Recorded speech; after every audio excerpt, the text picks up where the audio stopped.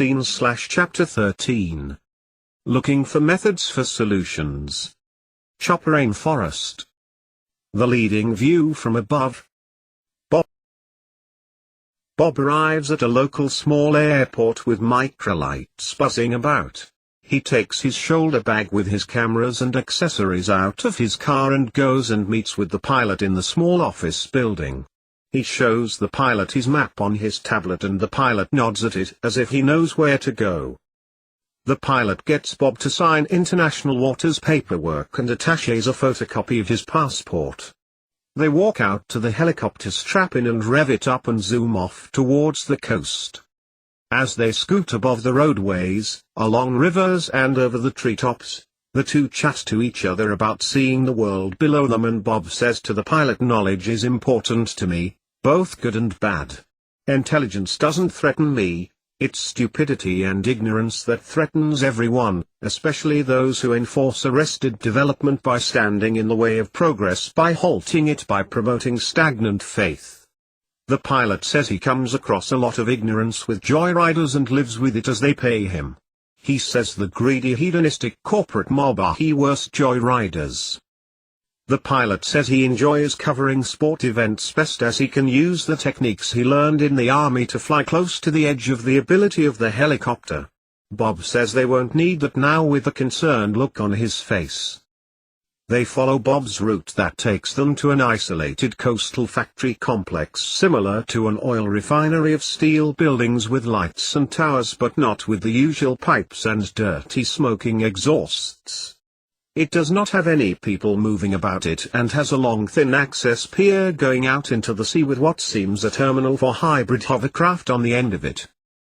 The pilot says it's like an oil refinery that he has seen when he has done aerial observation for corporate clients. He has never seen any people walk around them.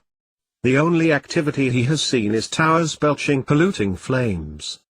They fly over the terminal with Bob filming and then set off out to sea.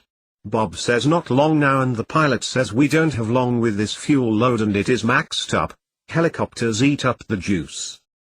They soon see a few small islands and approach them at speed and rise above them to get a view of layout. One has a small container terminal on it and they head for that. The terminal is connected to what looks like a river with lakes that look like passing places dotted along it until they come across a canal system with locks that takes them close to a central high area near a small mountain that has been excavated and houses military-style long building structures. Bob says this is the place on the satellite map.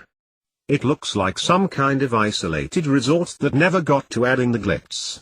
Lights but no people outside. Bob says it looks just like that huge hospital complex in the plantations east of Seremban in Malaysia, Kampung Jamlang, Hospital Tuanku Ampuan Najah Kuala Pila, a very strange place. I tried to do a piece on it many years ago about reconstructive surgery for traffic accidents but was refused entry other than to talk to some evasive press officers and a surgeon who looked as if he had never seen an operating theater in the reception building. The pilot says many places in the region are very defensive of what they do and it is very strange they don't talk. It is as if they have something to hide, especially fishing, forestry, oil, mining, aviation, and now you tell me it's the same with medical. Medical is a worry, knowing the global pharmaceutical industry is not exactly overflowing with ethics and exudes extreme greed. He says sarcastically it's not exactly the best humanitarian example. He goes on saying as he drops down height over the place to get a closer look without invading their airspace, I wonder if it's also like the many empty housing estates and multi-story buildings and factory estates in the region now rotting as they have never been filled. He says there really are too many of those insane developments. As they zoom along, Bob is filming and then spots and points at what look like a group of guards marching along an empty canal pathway. As he spots them and zooms in, his vision gets distorted by some familiar external force. He feels his chi energy is being agitated. His vision is affected like some TV transmission blocking effect of noise bars and edge tearing. He first thinks it's his camera and looks at it, and then he can't shake the visuals out of his head or block one eye or the other to remove it. The effects all appears too real, but occasionally his vision gets blurred and masked if he looks directly, and he notices his peripheral vision appears clear. A strange effect, because peripheral vision is a dubious form of perception at the best of times, as it makes things up and often produces aberrations that are mistaken as ghosts. However, as they close on the place, he has to use peripheral vision to see and is wary of peripheral vision making stuff up. He looks on with his hands over his eyes, letting light in from the sides but pointing his camera and letting it do the looking for him. Bob feels a strong presence of his girlfriends within a very strong chi field, much stronger than he has felt among the monks, but the girls seem as if they are being subdued and he cannot contact them. The pilot is soon getting affected vision and starts complaining of two identical women appearing in front of him, saying provocatively that they need him. Bob laughs and says, "Where were you last night?" "Who the hell are they?" he says as he shakes his head. Bob looks at him and says, "Who?" and the pilot says, "Two cabaret women." Bob says, "Where were you last night?" with a laugh, but has a concerned look on his face. Auntie Ant's two henchmen have convinced themselves who it is in the helicopter from the string of investigations from Bob and are feeling his chi energy.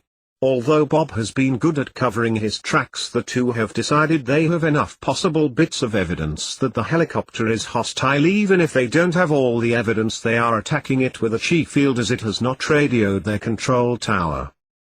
The two are in the central building sending out non-specific, not personally directed chi field mind warps at him and the pilot to get them to turn them away.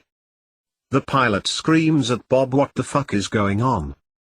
He immediately turns back as he is feeling too queasy, waving his hand over his head, without saying anything more to Bob, who waves his arms to continue as he is astounded by the chi field power coming at them.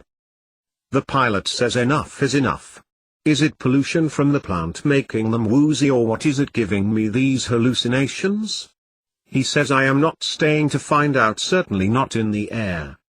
Bob nods to him and keeps filming as they fly up and off back to the coast, smiling as he knows he has found something positive at last.